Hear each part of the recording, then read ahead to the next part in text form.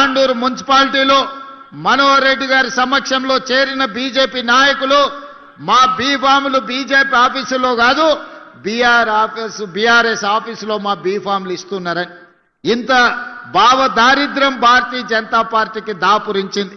ఎన్నికల్లో నిలబడి కొట్లాడాలి గాని చీకటి ఒప్పందాలు చేసుకొని ఫెవికల్ బంధంతోని ఈనాడు బీజేపీ బీఆర్ఎస్ వాళ్ళు కాంగ్రెస్ పార్టీని ఓడించాలని కుట్రలు చేస్తున్నారు.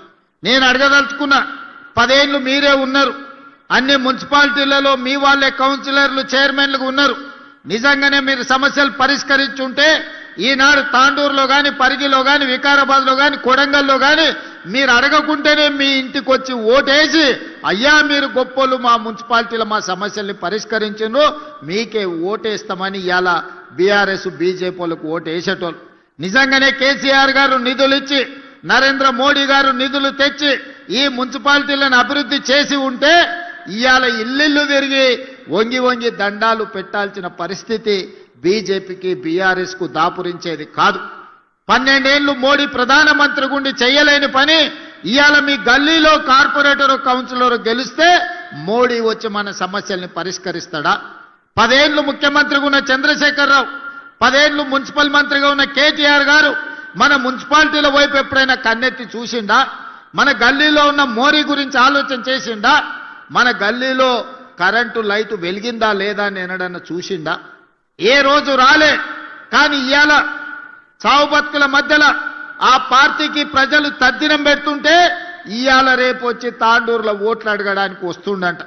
ఇన్నేళ్ల తర్వాత మేము గుర్తొచ్చినమా అని నేను అడుగుతున్నా. ఇన్నేళ్లు ఈ వికారాబాద్ ప్రాంతం, ఈ తాండూరు కొడంగల్ ప్రాంతం ఏ రోజన్నా మీకు గుర్తొచ్చిందా? మా ఓట్లే కావాల్సి వచ్చినాయి కానీ మా సమస్యల్ని మీరు ఎప్పుడన్నా పట్టించుకున్నారా అని చెప్పి నేను బీఆర్ఎస్ వాళ్ళని అడుగుతున్నా. ఇంతకుముందు పెద్దలు ప్రసాద్ గారు ఒక మాట చెప్పిండ్రు.